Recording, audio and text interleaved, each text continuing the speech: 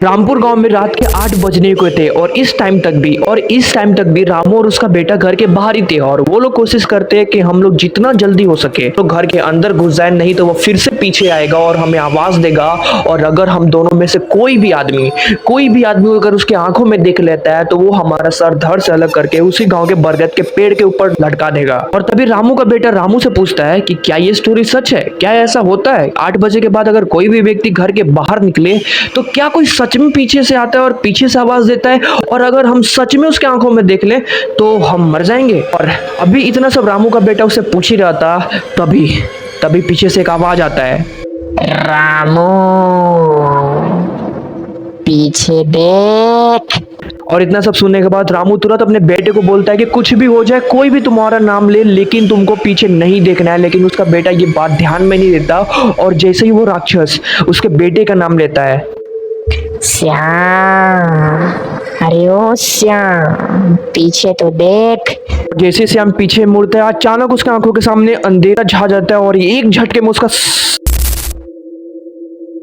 तो ये स्टोरी एक रामपुर गांव की है जहां के लोग बहुत ज्यादा डरे हुए रहते थे हर रात के 8 बजे के बाद, क्योंकि वहां पर एक अफवाह था अगर कोई व्यक्ति रात के 8 बजे के बाद बाहर घूमते हुए मिल जाता है तो शायद कोई एक भूत या फिर एक आत्मा या फिर प्रेत पीछे से उसका आवाज लेती है 2 बार। अगर वो व्यक्ति दूसरी बार अगर उसके आंखों में देख लेता है पीछे पलट कर तो अचानक उसका सर धड़ से अलग हो जाता है, जो कि एक अफवाह था कि बहुत सारे लोग ऐसा बोलते थे। बहुत सारे जो बुजुर्ग व्यक्ति थे उस गाँव के जो बुजुर्ग व्यक्ति थे वो बोलते थे नहीं ये कहानी सही है। और पिछले 20 वर्षों में वो लोग बहुत सारे ऐसे नौजवान लोगों को खो दिए हैं जो ओवर कॉन्फिडेंस में रहते थे, जो कि इस बात को एक वो मानकर चला करते थे। पिछले 20 वर्षों में उन्होंने कई सारे नौजवानों को खोया है। वैसे ही उस गांव में एक फैमिली रहा करती थी, रामू और उसकी वाइफ और उसका बेटा। और रामू हमेशा से चाहता था जो उसका बेटा श्याम है गांव की बुरी शक्तियों से दूर रखे, सो उसने उसके बचपन में डिसाइड कर लिया था अपने बेटे श्याम को ना बाहर शहर में भेज देगा पढ़ने के लिए, और ये भविष्य में कभी भी उसका बेटा चाहे ना अपने गाँव आकर घूमने के लिए तो रामू हमेशा उसे मना कर देगा। और ये सब सोच के ही जब श्याम 6 साल का था वो अपने बेटे को ना शहर भेज देता है पढ़ने के लिए अपने भाई के साथ। अपना 10th कंप्लीट करता है, अपना 12th कंप्लीट करता है, अपनी सारी डिग्रियां कंप्लीट करते हैं। और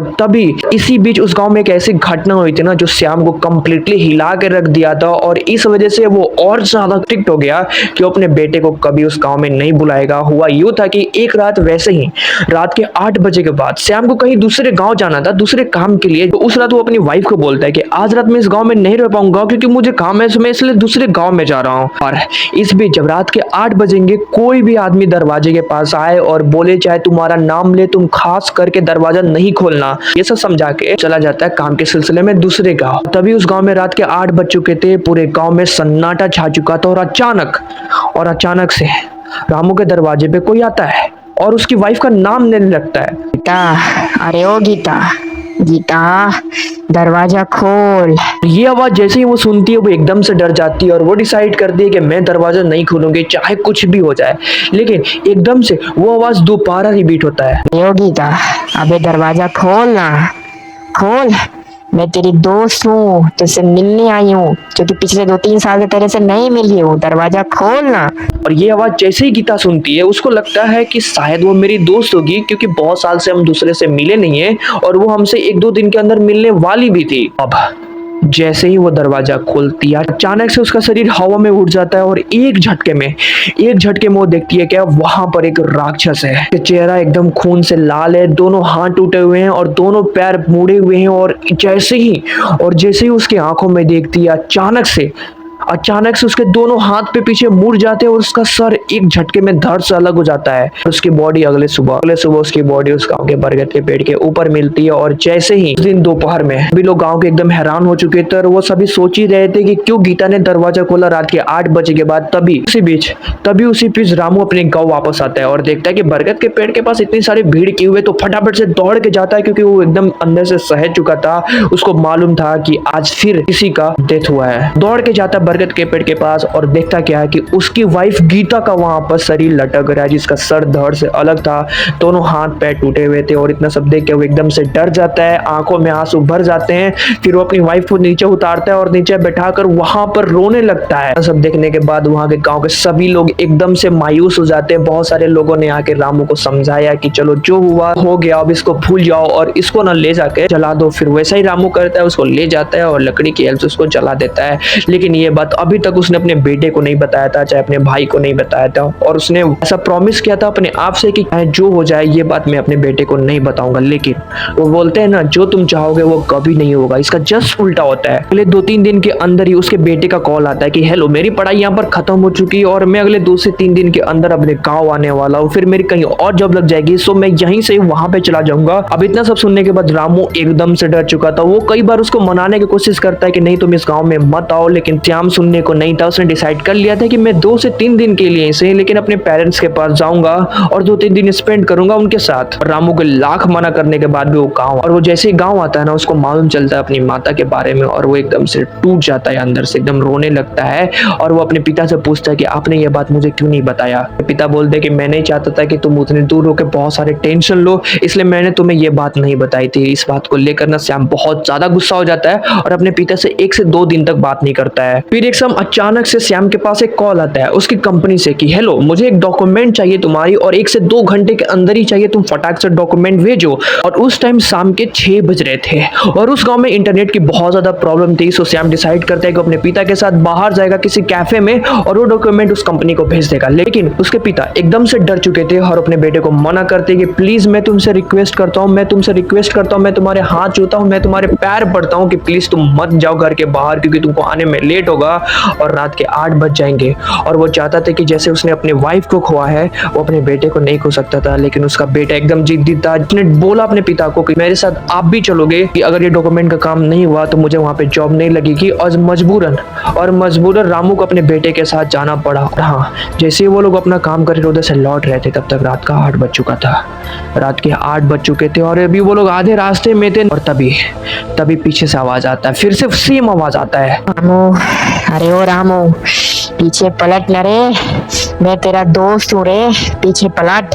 और ये सब सुनते ही रामू सबसे पहले अपने बेटे को वार्न करते हैं कि अगर तुम्हारा भी नाम बोला जाए तो मैं तुमसे रिक्वेस्ट करता हूँ कि तुम पीछे नहीं पलटोगे। लेकिन श्याम एकदम जिद्दी था। उसने बोला कि मैं ये सब बात को नहीं मानता हूँ, अगर कोई मेरा नाम लेता मैं पीछे पलट के देखूंगा ये कौन है, और आज मैं इस गाँव के सारा मिस्ट्री को खत्म कर दूंगा। और अभी ये सब इतना वो बोल ही रहा था, तब तक उसका नाम बोला जाता है पीछे से। अरे ओ श्याम, पीछे पलट न रे, मैं तेरे कंपनी से आया हूँ, उससे बात करना चाहता हूँ रे, पीछे पलट न रे।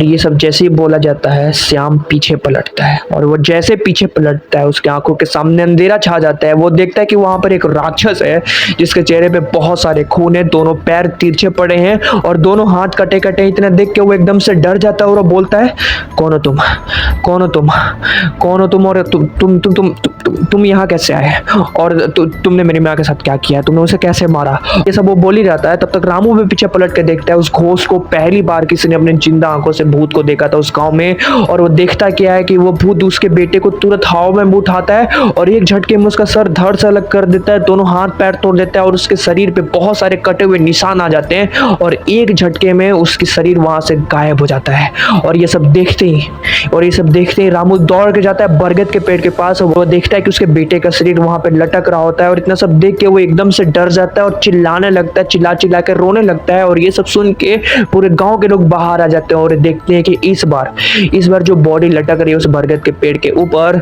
वो बॉडी रामू के बेटे की। और ये सब देख के सभी लोग मायूस हो जाते हैं। और फिर अगले सुबह वो बाहर आते हैं, बॉडी को नीचे उतारते हैं, और वो बॉडी जैसे नीचे आती है रामू एकदम से रो देता है कि उसने अपनी वाइफ को खोया था और लास्ट उसका बेटा था उसको भी उसने खो दिया था।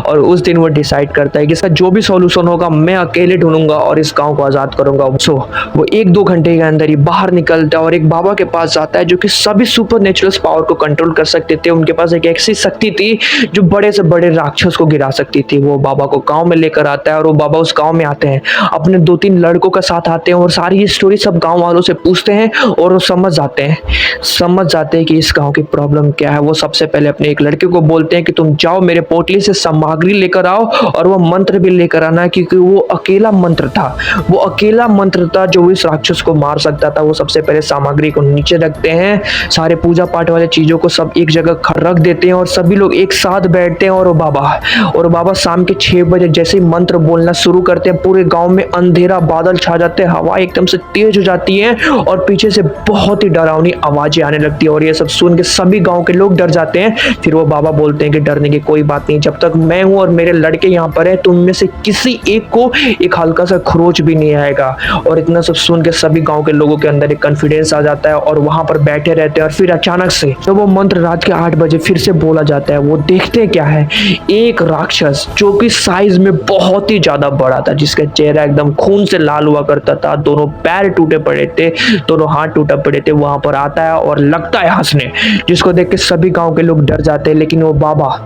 लेकिन वो बाबा अपने पोटली से एक छुरी निकालते हैं जो कि सुपरनेचुरल पावर को खत्म करने के लिए ही बनाया गया था, जिसके अंदर बहुत सारी शक्तियां थी पवित्र। उस छुरी को निकालते हैं और बोलते हैं कि तुम में से कोई एक इस छुरी को लो और जाके उस पेड़ के पीछे छुप जाओ, और मैं जैसे हूँ उसको अपने पास अपने शक्ति से खींचूंगा, तुम में से जो भी उस छुरी को लेगा वो पीछे से उसके सर के पीछे मारेगा, सर के पीछे। और वो होता है ऐसा ही है, हम उस छुरी को लेता है और जाके पेड़ के पीछे छुप जाता है। और वो बाबा अपने शक्ति से जैसे इस भूत को अपने पास बुलाते हैं, रामू पीछे से आता है और सर पे छुरी लेकर मार देता है। और तभी होता ये है कि वहां पर एक बहुत बड़ा विस्फोट होता है उस राक्षस के शरीर के अंदर, और वो राक्षस एक झटके में वहां से खत्म हो जाता है। ये सब देखकर सभी गांव के लोग एकदम से खुश हो जाते हैं। और उस दिन से वो गांव उस राक्षस से मुक्त हो चुका था, सिर्फ एक आदमी की वजह से, रामू की वजह से। लेकिन उसने इस काम को करने के लिए अपने बेटे और अपनी वाइफ को खोया था। सो ये थी आज की स्टोरी। और अगर तुम लोग को पसंद आएगा स्टोरी तो भाई लाइक करो, नए हो तो यार सब्सक्राइब जरूर से कर देना। और इस स्टोरी को ना भाई किसी एक फ्रेंड के पास जरूर से शेयर करो जो कि हॉरर स्टोरी सुनना चाहता है। बाकी अब तुम लोग कमेंट बॉक्स में बताओ कि तुम लोग को अगला स्टोरी किस पे चाहिए, रियल लाइफ स्टोरी चाहिए तो तुम लोग कमेंट में बता सकते हो, हम लोग एक्सप्लेन करेंगे। बाकी हम लोग मिलते हैं नेक्स्ट वीडियो में, तब तक के लिए बाय।